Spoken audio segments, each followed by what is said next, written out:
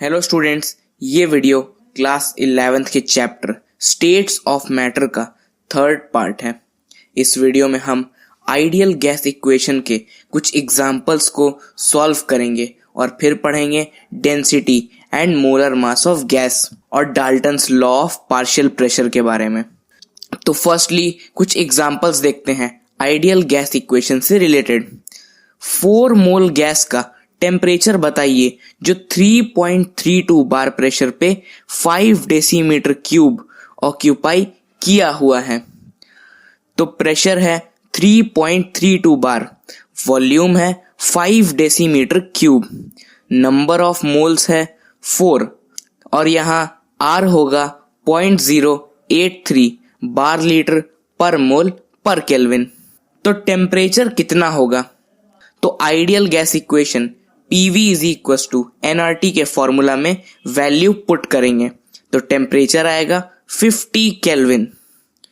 अब एक और एग्जांपल देखिए। एक गैस 600 ml ऑक्यूपाई करता है 25 डिग्री सेल्सियस और 760 mm ऑफ मरकरी प्रेशर पे। तो 640 ml वॉल्यूम और 10 डिग्री सेल्सियस टेम्परेचर पे उसका प्रेशर कितना होगा? तो T1 है 25 डिग्री सेल्सियस यानी 298 केल्विन, P1 है 760 mm ऑफ मरकरी, V1 है 600 ml, T2 है 10 डिग्री सेल्सियस यानी 283 केल्विन, V2 है 640 ml। तो P2 कितना होगा?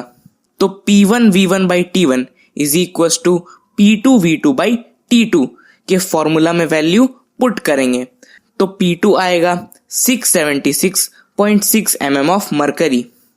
तो चलिए अब बात करते हैं डेंसिटी और मोलर मास ऑफ गैस के बारे में। तो इतना तो आप जानते ही होंगे कि डेंसिटी का फॉर्मूला होता है density is equal to mass by volume, और मोल कॉन्सेप्ट में आपने ये भी पढ़ा होगा number of moles is equal to given mass divided by molar mass. तो अब देखिए PV is equal to nRT को हम लिख सकते हैं PV is equal to given mass divided by molar mass into RT, क्योंकि नंबर ऑफ मोल्स का फॉर्मूला होता है given mass divided by molar मास। इसको हम ऐसे लिख सकते हैं given mass divided by volume is equal to pressure into molar mass by RT। अब इसको हम लिख सकते हैं density is equal to pressure into molar mass by RT, क्योंकि डेंसिटी इज इक्वल टू होता है मास बाय वॉल्यूम। यहां से हमें डेंसिटी निकल जाएगा। अब देखिए इसको भी हम लिख सकते हैं molar mass is equal to density into RT by pressure. तो यहां से हमें मोलर मास भी निकल जाएगा। तो चलिए अब बात करते हैं Dalton's law of partial pressure के बारे में। अगर 2 या 2 से ज्यादा गैस जो कि केमिकली रिएक्ट नहीं करते हैं किसी कंटेनर में एक साथ रख दिए जाएं तो उनका प्रेशर बराबर होगा उनके पार्शियल प्रेशर के सम के। फॉर एग्जाम्पल मान लीजिए कि 3 गैस A, B और C पहले अलग अलग 3 वेसल में हैं और उनका प्रेशर है PA, PB और PC। अब उन्हें एक ही कंटेनर में कर दिया गया जिसका प्रेशर है P।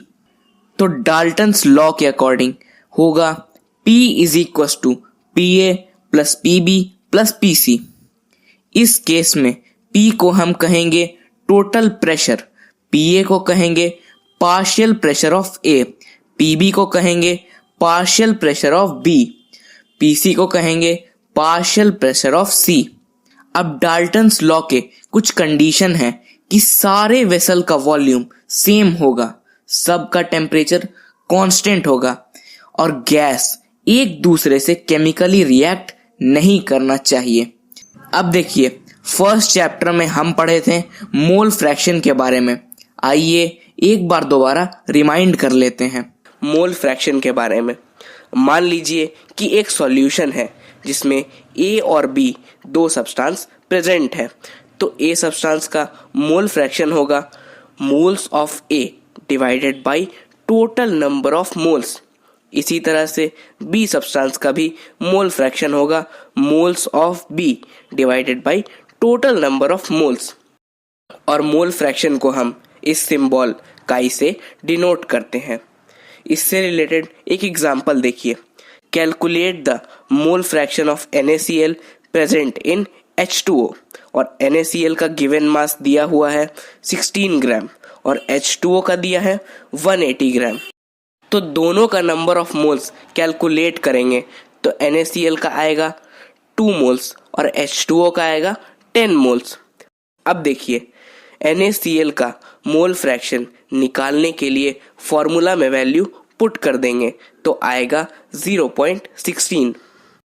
इसी तरह से H2O का मोल फ्रैक्शन आएगा 0.84। अब यहाँ देखिए किसी वेसल में 3 एलिमेंट प्रेजेंट हैं A, B और C। तो A सब्सटेंस का पार्शियल प्रेशर का फॉर्मूला होगा partial pressure of A is equal to chi A into total pressure. इसी तरह से B सब्सटेंस का पार्शियल प्रेशर का फॉर्मूला होगा partial pressure of B is equal to chi B into total pressure. और C substance का partial pressure का formula होगा partial pressure of C is equal to काई C इंटू टोटल प्रेशर। इसका एक लंबा डेरिवेशन आपके बुक में दिया हुआ है, उतना देखने का जरूरत नहीं है, इससे ही आपको क्वेश्चंस सॉल्व हो जाएंगे। इससे रिलेटेड एक एग्जांपल देखते हैं। एक नियॉन गैस मिक्सचर में 70.6 ग्राम O2 है और 167.5 ग्राम नियॉन है और टोटल प्रेशर है 25 बार। तो इन दोनों का पार्शियल प्रेशर कितना होगा? तो O2 का गिवन मास है 70.6 ग्राम और नियॉन का है 167.5 ग्राम। तो पार्शियल प्रेशर कैलकुलेट करने के लिए मोल फ्रैक्शन चाहिए। तो फर्स्टली मोल फ्रैक्शन कैलकुलेट करेंगे O2 और नियॉन गैस का। तो O2 का नंबर ऑफ मोल्स आएगा 2.21 और नियॉन का नंबर ऑफ मोल्स आएगा 8.375। तो अब पार्शियल प्रेशर निकालने के लिए मोल फ्रैक्शन निकालना होगा O2 और नियॉन का। तो O2 का मोल फ्रैक्शन आएगा 0.21 और नियॉन का आएगा 0.79।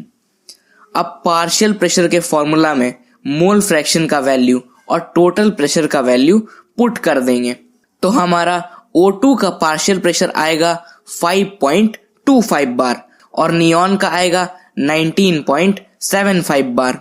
आई होप कि आपको ये एग्जाम्पल समझ में आया होगा। तो स्टूडेंट्स, ये था केमिस्ट्री के चैप्टर स्टेट्स ऑफ मैटर का 3rd वीडियो। नेक्स्ट वीडियो में हम पढ़ेंगे एक्वस टेंशन और काइनेटिक मॉलिक्यूलर थ्योरी के बारे में।